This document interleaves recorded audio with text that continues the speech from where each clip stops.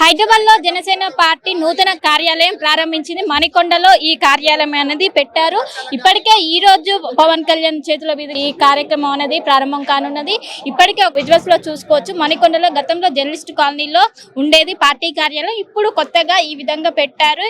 ఇప్పటికే పెద్ద ఎత్తున పార్టీ శ్రేణులు తరలి వచ్చి మొత్తం కూడా ఎక్కడికక్కడ భారీ బందోబస్తు ఏర్పాటు చేశారు. మొత్తం ఎక్కడ చూసినా ఒక పండుగ వాతావరణం అనేది కనిపిస్తుంది. పెద్ద ఎత్తున నాయకులు కావచ్చు ప్రతి ఒక్కరు తరలి వచ్చి ఎప్పుడెప్పుడు నాయకుడు వస్తారని చూద్దామంటూ కూడా వాళ్ళు పెద్ద ఎత్తున చెప్తున్నారు. ఏం చెప్తారు? కొత్త కార్యాలయం ఏర్పాటు చేయబోతున్నారు, ఏం చెప్తారు? పార్టీ తెలంగాణలో ఎప్పుడో కూడా పార్టిసిపేట్ జరిగిపోయింది. ఆల్రెడీ 12 సంవత్సరాల నుంచి తెలంగాణలో పార్టీ ఉంది. కాకపోతే ఈరోజు పార్టీ ఆఫీసు ఓపెనింగ్ కాబట్టి ప్రతి ఒక్కరికి అదే చెప్తా ఉన్నాను. ఇన్ని రోజులు పార్టీ ఎక్కడ ఉంది, మీ నాయకుడు ఎక్కడ, మీరు ఎక్కడ ఉంటారు, ఏందని ప్రశ్నలు వేస్తున్న ప్రతి ఒక్కరికి చెప్తా ఉన్నాను. ఈరోజు పార్టీ అడ్రస్ మీ స్క్రోలింగ్లలో వేసుకోండి. పార్టీ అడ్రస్, పార్టీ కార్యాలయాన్ని కూడా మీరు చూసినారు. ఏదైనా మాట్లాడే దమ్ము సత్తా ఎవరికైనా ఉంటే ఈరోజు తెలంగాణ పార్టీ ఆఫీస్కి వచ్చి మాట్లాడండి. అలాగే జనసేన నాయకులందరూ ఇక్కడనే ఉంటారు. మీరు ఎక్కడో వెతకనవసరం లేదు. ప్రతి ఒక్కరు ఇక్కడనే ఉంటారు. మీకు అంత ధైర్యం ఉంటే, మీకు అంత గట్స్ ఉంటే తెలంగాణ ఎవరైనా అయ్యే జాగిరి కాదని ఇప్పుడు కూడా చెప్తున్నాం, బరాబర్ చెప్తాము. తెలంగాణ ఎవరైనా అయ్యే జాగిరి కాదు.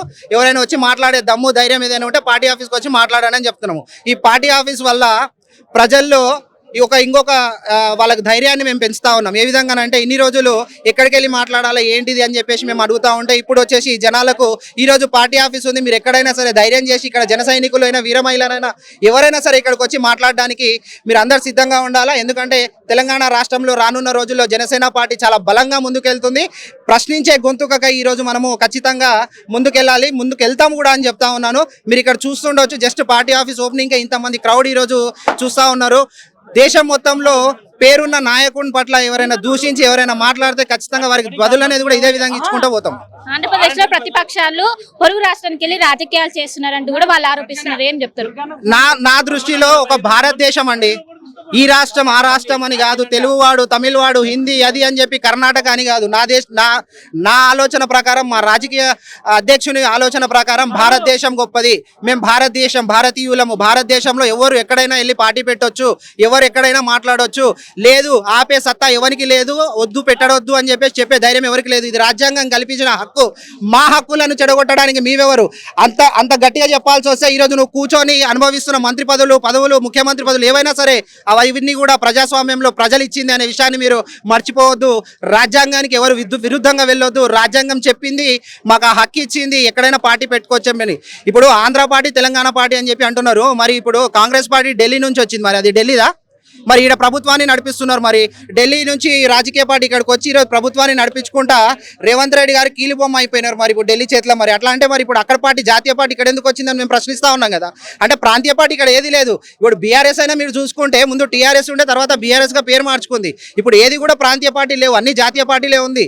ఆ జాతీయ పార్టీలో మేము కూడా జాతీయ పార్టీగానే ముందుకు వస్తున్నాము. ఎవరికి ఎక్కడైనా పెట్టుకునే హక్కు ఉంది కాబట్టి మాట్లాడతాం, బరాబర్ మాట్లాడతాం. దీనికి కాదు వద్దు అని చెప్పే హక్కు ఎవరికి లేదు. మొన్న కవిత మాట్లాడుతుంది. కవిత ఏంటంటే ఇప్పుడు కవిత కొత్తగా పార్టీ పెట్టుకుంది, ఏం చేయాలో అర్థమైతలేదు, మైలేజ్ వస్తలేదు, మీడియా లేదు, ఏం లేదు. ఎవరి మీద పడాలా? పాపులర్ యాక్టర్ మీద పడాలా. ఆయన మీద పడితే కొంచెం మీడియా ఫేమ్ వస్తుంది, పార్టీకి ఇంత కొంచెం మైలేజ్ వస్తుందని ఇష్టం ఉన్నట్టు మాట్లాడుతుంది. అమ్మ కవిత, ముందు మీ నాయన ఏడికెళ్ళి వచ్చిండు, మీ తాత ఏడికెళ్ళి వచ్చిండు, మీ ముత్తాతలు ఏడికెళ్ళి వచ్చిరో అది చూసుకో. తర్వాత నువ్వు చెప్పు వీళ్ళు ఈడికెళ్ళి వచ్చి ఆడికెళ్ళి వచ్చిరు అని తర్వాత మాట్లాడు. ముందు మనది అడుక్కో, తర్వాత మందిది అడుగు. అమ్మ తల్లి నీకు దండం పెడుతున్నా, నువ్వు మాట్లాడే ముందు చూసి మాట్లాడు. జనసేన పార్టీ తెలంగాణ రాజకీయాల్లో యాక్టివ్ అయిందా ఏంటి? మొన్నటి నుంచి కూడా యాక్టివ్ గా కనిపిస్తుంది, ఏమంటారు? మా జనసేన అధినేత గారు పవన్ కళ్యాణ్ గారు తెలంగాణ రాష్ట్ర జనసేన కార్యాలయాన్ని ఈరోజు మధ్యాహ్నం 2 గంటలకు ఇక్కడ ప్రారంభించబోతున్నారు. ప్రతి పార్టీ వాళ్ళు మా జనసేన అధినేత గారి వైపు చూస్తూ ఉన్నారు. ఎందుకంటే ఇక్కడ తెలంగాణ రాష్ట్రంలో ఏదైతే మా జనసేన పార్టీ ఉందో బలంగా ఉంటుంది కాబట్టి వారి మీద దృష్టి పెట్టి వారిపై అవాకులు చెవాకులు పేల్చుతూ నానా విషయాల్లో తలదూరుస్తూ మాపై నిందలు వేయడం జరుగుతుంది. కావున మా తెలంగాణ రాష్ట్రంలో జనసేన పార్టీ ప్రారంభం కాబోతుంది. కావున ఇది మనకు మొదటి దశగా ఈరోజు ఇక్కడ మణికొండలో మల్కం చెరువు దగ్గర ప్రారంభం కాబోతుంది. దానికి మన ముఖ్య అతిథులుగా జనసేన అధినేత గారు మరికొద్ది సేపట్లో ఇక్కడికి విచ్చేసి మరియు ముఖ్య అతిథులతో వారి ప్రారంభం అనంతరం ముఖ్య కార్యకర్తల సమావేశం కూడా నిర్వహించడం జరుగుతుంది. కావున తెలంగాణలో తప్పకుండా జనసేన పార్టీ పోటీ చేస్తుంది. మొన్ననే మేము కరీంనగర్ నగరపాలక సంస్థలో కూడా కార్పొరేటర్గా పోటీ చేయడం జరిగింది. మంచి ఓటర్స్ కూడా మాకు మంచి ఆహ్వానం అందుతూ పలుకుతూ మరియు మాకు వారి యొక్క ఓట్ల ద్వారా మమ్మల్ని గెలుపొందే దిశగా మమ్మల్ని తీసుకువెళ్లారు. కాబట్టి జనసేన పార్టీ తప్పకుండా తెలంగాణలో ముందుకు వస్తుందని చెప్పేసి తెలియజేస్తున్నాం. మాజీ మంత్రి పేర్ని నాని అంటూ పొరుగు రాష్ట్రాలకు వెళ్ళి రాజకీయాలు చేస్తున్నారు. అక్కడ సాయి కృష్ణ అనేటువంటి అబ్బాయి చనిపోయారు. దాన్ని పట్టించుకోకుండా ఇక్కడికి వచ్చి కలిశారని ఆయన అంటున్నారు. ఏం చెప్తారు? వాడికి మానవత్వం అనేది లేదు. ఫస్ట్ ఓకే, అది పిల్లోడా పెద్దోడా అనేది పక్కన పెడితే తెలంగాణ ఆంధ్ర అని పవన్ కళ్యాణ్ ఇప్పుడు చూడలేదు. భారతదేశంలో ఎవరికి వచ్చినా కానీ స్పందించే వ్యక్తి అతను తెలంగాణలో ఇంత అతన్ని వ్యతిరేకిస్తున్నా కానీ, ఇక్కడ రావద్దన్నా కానీ, ఇక్కడ ఎందుకు పెడుతున్న పార్టీ ఆఫీస్ అంటున్నా కానీ అదే తెలంగాణ గడ్డ మీద వరంగల్ వెళ్ళి అతను హెల్ప్ చేశాడు. దానికి ఆంధ్ర వాడికి అతను సంతోషించాలి. కానీ పేరునాని ఈవేళ పేరునాని ఏదో చెప్తున్నాడు. పేరునానికి బుర్ర లేదు వాడికి. ఫస్ట్ బుర్ర లేదు వాడికి. ఏం మాట్లాడదు వాడికే తెలియదు. తాగి వస్తాడో తెలియదు, తాకుండా వస్తాడో తెలియదు, ఏమవుతాడో తెలియదు వాడు. ఇప్పుడే కాదు ఎప్పుడు అంతే అతను. ఎందుకంటే కమ్యూనిటీ యాంగిల్లో వాడిని వదులుతున్నారు, వాడు మాట్లాడుతున్నాడు అంతే. అంతగానే ఇంకేం లేదు. ఇంకా అది ఏళ్ళు అర్థం చేసుకోవాలి. ఫస్ట్ కమ్యూనిటీ ఏ కమ్యూనిటీ వాడు ఏదైనా రివర్స్ అవుతుంటే అదే కమ్యూనిటీ వాడిని అతను వాడుతున్నాడు. ఇంకా ఆ యాంగిల్లో మాట్లాడుతున్నాడు. ఇంకా పట్టించుకోవాలని పర్లేదు. ఇంకా మీకు శ్రమ వేస్ట్ ఎంత ఎండలో అడగడం అతని గురించి. ఓకేనా? మీడియా వాళ్ళు మీరు కూడా ఆలోచించాలి. తెలంగాణ రాజకీయ పార్టీలు జనసేనను ఆదరించడం లేదు, ఆదరణ లేదని వాళ్ళు అంటున్నారు. ఆవిర్భావం చెందిందే పార్టీ ఇక్కడమ్మా.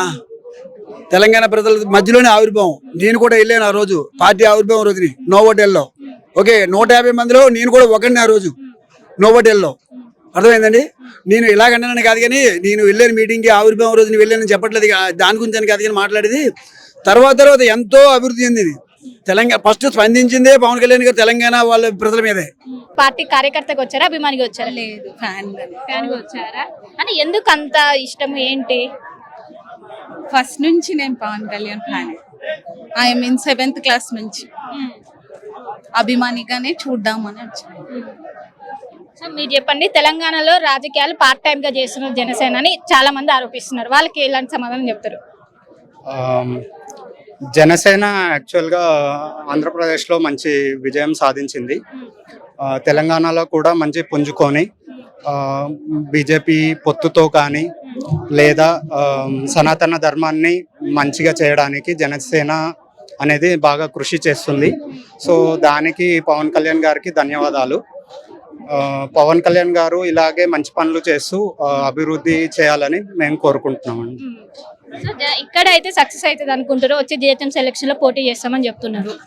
అది పార్టీ చేసే పనుల బట్టి ఉంటది. ఒక్క పవన్ కళ్యాణ్ మాత్రమే దాన్ని డిసైడ్ చేయలేదు. బట్ పవన్ కళ్యాణ్ గారి దిగువ స్థాయిలో ఉన్న ప్రతి కార్యకర్త కూడా అదే దానికి కట్టుబడి ఉండి పని చేస్తేనే ఇది బాగా సక్సెస్ అవుతుందని నా అభిప్రాయం. నేను ఇక్కడ నాదర్గుల్ నుంచి వచ్చినా మేడం. యాక్చువల్లీ ఏంటంటే మనకు పవన్ కళ్యాణ్ ఈరోజు పార్టీ ఆఫీస్ పెట్టడం అనేది ఈరోజు కొత్త ఏం కాదు. యాక్చువల్లీ చెప్పాలంటే 2009లోనే ఎప్పుడైతే పార్టీ లాంచ్ చేశారో అదే రోజు ప్రజల గుండెల్లో ప్రతి ఒక్కరు మనసులో పార్టీ ఆఫీస్ అనేది ఒక గుండెల్లో అతుక్కుపోయింది.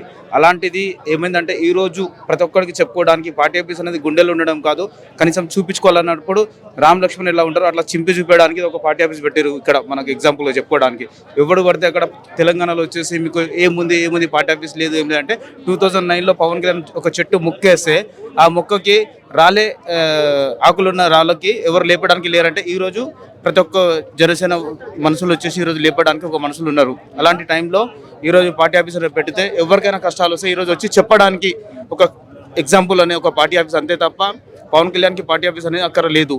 ఎందుకంటే తన గుండెల్లో ఉంటే చాలు. ఎగ్జాంపుల్ రీసెంట్లీ నిన్న ఒక చిన్న బాబు ఇష్యూ జరిగింది. ఆ ఇష్యూకి పవన్ కళ్యాణ్కి పార్టీతో సంబంధం లేకుండా ఒక సనాతన ధర్మం సంబంధం లేకుండా ఈరోజు మన తెలంగాణకి ఇలాంటి వ్యక్తి రావడం అనేది మన చాలా అదృష్టం. అది ఈ రోజు అని కాదు, 2009లోనే ఎప్పుడో వచ్చేసిన పవన్ కళ్యాణ్ 2001 నుంచి ఉన్నాడు. కాకపోతే ప్రజల్లో ఏంటంటే షో చేసుకోడు పవన్ కళ్యాణ్, ఉన్నది చెప్పుకోడు. మనలాంటి వాళ్ళు చెప్పుకొని పైకి తెస్తే ఏదో బాగుంటుంది. ఎగ్జాంపుల్ ఒక నరేంద్ర మోడీ ఎలాగో అలాంటి వ్యక్తి పవన్ కళ్యాణ్. ఫ్యూచర్లో ఆయనకి సీఎంఏ కావాలని ఫ్యూచర్ లేదు. రాబోయే కాలంలో నరేంద్ర మోడీ తర్వాత నరేంద్ర మోడీ వెళ్ళే ప్లేస్కి వెళ్ళగలుగుతాడు పవన్ కళ్యాణ్. అలాంటి వ్యక్తి పవన్ కళ్యాణ్. అతని వ్యక్తిగతంగా నేను ఎన్నో రోజు చూస్తున్నా పవన్ కళ్యాణ్కి. కొన్నిసార్లు షూటింగ్లో చూసాను, ఇక్కడ చూసాను. అతనికి ఉన్న టెక్నాలజీ వాల్యూకి చాలా. అసలు నేను రాంబాబు షూటింగ్కి వెళ్తే ఒకసారి ఫ్యాన్స్ అర్ధరాత్రి 3 గంటలకి ఇబ్బంది పడుతుంటే టిఫిన్లు తెచ్చి ఇట్లా పార్సల్ పంపించింది. అలాంటి మంచి వ్యక్తి పవన్ కళ్యాణ్. తనకు సీఎంఏ కావాలని అలా ఏం లేదు. ప్రజలు బాగుండాలి అని చెప్పేసి ప్రతన అని చేస్తున్నాం. ఇది అసలు మెయిన్ పబ్లిక్ కోసం చేస్తున్న పవన్ కళ్యాణ్. అది మ్యాటర్ అసలు పవన్ కళ్యాణ్కి. సనాతన ధర్మం కోసం కష్టపడే వ్యక్తి మన తెలంగాణలో కానీ ఆంధ్రాలో కానీ మన ఇండియాలో కానీ ఒక హీరోలో నిజమైన హీరో అనేది పవన్ కళ్యాణ్ మాత్రమే. హీరోల్లో చూసేది రియాలిటీగా. మీరు ఎక్కడి నుండి వచ్చారా? కార్యకర్తగా వచ్చారా, అభిమానిగా వచ్చారా? పాలకుర్తి నియోజకవర్గ ఇన్ఛార్జ్ అమ్మ, నా పేరు వెల్తూరు నగేష్. ఆయనను ఆహ్వానిస్తున్నారు, అంటే యువత ఆహ్వానిస్తున్నారు. యువత రాజకీయాల్లోకి రావాలని అంటున్నారు కదా, యువత ఆహ్వానిస్తున్నారు. మరి పార్టీ ఇక్కడ తెలంగాణలో వస్తే వాళ్ళకి ఏం నష్టం అనేది కూడా ప్రజలకు తెలియపరచాలని జనసేన పార్టీ తరఫున మేము కోరుతున్నాం. జనసేన పార్టీ ఖచ్చితంగా ఇక్కడ ఉంటుంది. ఈరోజు పార్టీ ఆఫీసు యువత ఉత్సాహంతో ఏర్పాటు చేయడం జరుగుతుంది. అధినేత అడుగులు తెలంగాణలో కానీ భారతదేశంలో ఉన్న అన్ని రాష్ట్రాలకు విస్తరిస్తుంది.